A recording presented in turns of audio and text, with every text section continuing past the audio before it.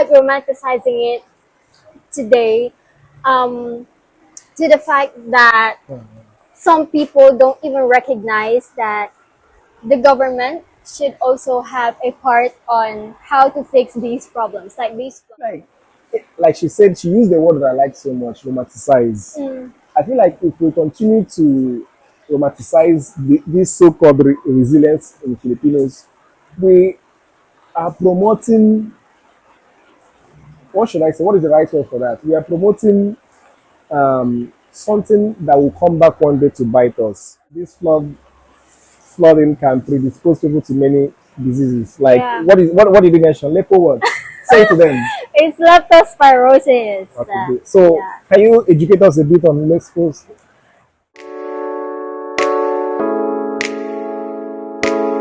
Simply promise and you. Hello everyone, you're welcome to Simply Promise and You. I remain your humble host, Promise, and this And is I am your usual co-host, Mariam, your one and only co-host. yes. So as you guys can see, for me personally, I'm already drenched, and my queen here, I don't want her to get drenched. But today we Okay. want to talk about something that is very very important. This morning when we woke up, we decided to go to the market to get some things that might be needed. Yeah. So when we went out there, we saw that almost everywhere is flooded. And even one of the biggest convenience stores here, I don't want to mention the name of that convenience store, we decided to go there to buy something too. And that supermarket was also flooded and it really got me concerned. But despite that, I still saw smiles on the face of many people today.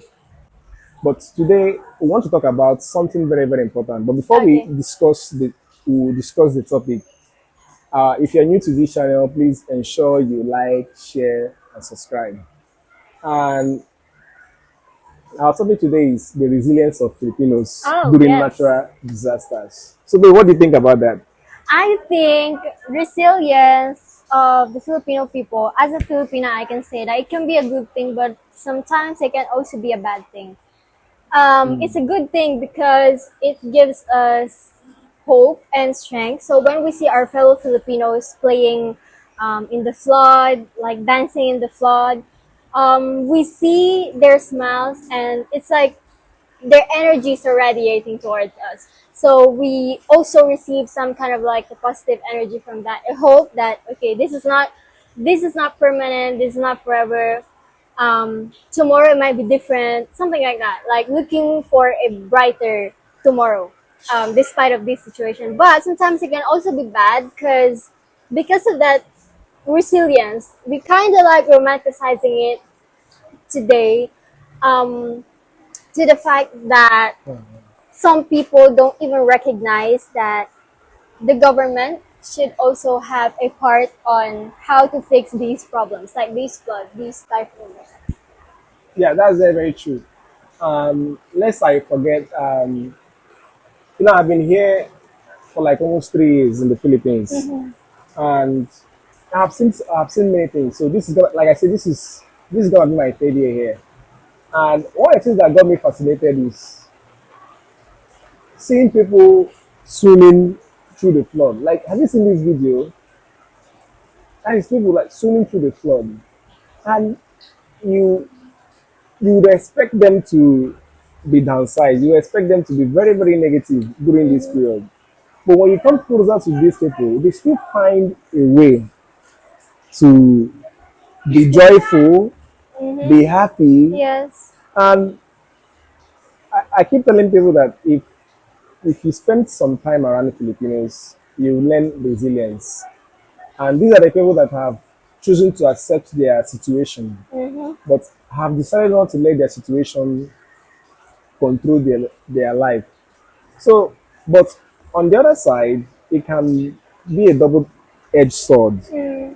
The resilience that we are teaching these people might be counterproductive. Yes. For me, as a Nigerian, I come from Africa, of course. In Africa, we also have some natural disasters. I Yes. think we also have flood in there, another Mm. natural, but we don't really have Not this earthquake. Yeah, verse. some places, but where I come from, specifically in Nigeria, I don't really experience flooding. This. But there are Okay. some places in Nigeria that experience Okay. Okay. serious flooding. Mm-hmm. But Africa and Philippines, they share some things um, similarly. Mm. So the things that we share in similarity is the kind of government we have. A government that is not really people oriented, or Mm. not, they do not really care or pay attention to the plight of their citizens. So Okay. they tend to allow their citizens to feel the bite of the economy, to feel the bite of their corruption. Mm. So I feel like she said, she used the word that I like so much, romanticize. Mm. I feel like if we continue to romanticize this so-called resilience in Filipinos, we are promoting, what should I say? What is the right word for that? We are promoting something that will come back one day to bite us. Mm. Because in as much as these are natural disasters, the government still has a role to play Yes. to at least make their people feel better. There are certain things that the government needs to do, things Mm. like at least expanding the drainage, making sure that people follow the city plan so that people Mm. will not build things in areas where there should be houses. So that's what I think. Yeah, I want to also add, like, some people, they would say, especially those who are used to this kind of situation, like, they're not worrying anymore about what government might do to help us.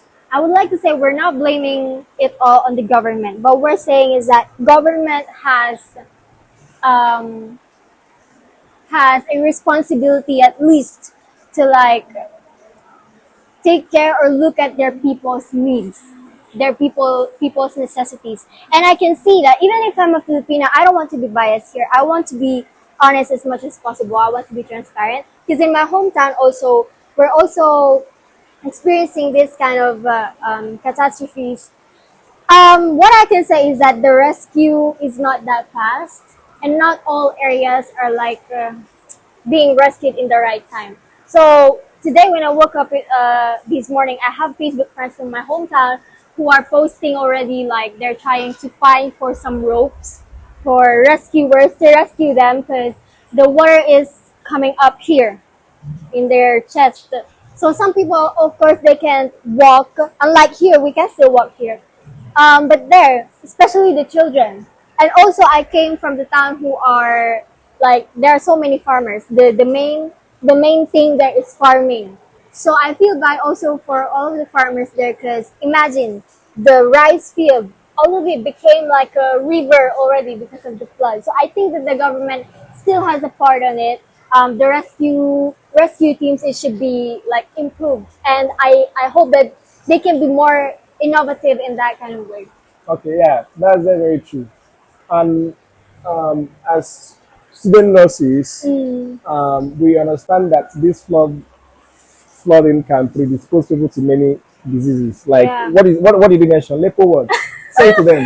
it's leptospirosis. Okay, good. So Yeah. can you educate us a bit on Mexico's? Want again? I don't want to bite my tongue. Okay. Guys, I'm sorry.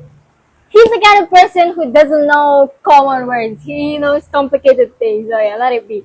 Well, leptospirosis is the thing that we get when you go to a contaminated water like this one, like the flood. If you have an open wound and then you go in here, your wound might be infected and you might get a leptospirosis. And I saw some posts on Facebook because when I saw it, I feel like I have a responsibility to share this with you because I am a nursing student.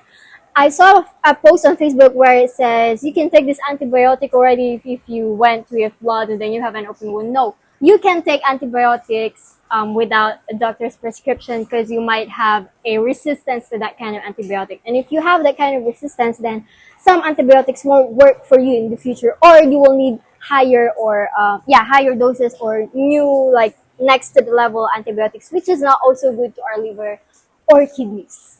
Thank you so much. So make sure that when you develop flood-related incidents or sicknesses, make sure you consult your doctor, Yes, and it's very, very yes. important. Mm-hmm. So to our Filipino family, our Filipino friends, and citizens of the Philippines, I want to let you guys know that you are strong. One day these things will be of the past. So we love you Yes. guys. Thank you. Mwah.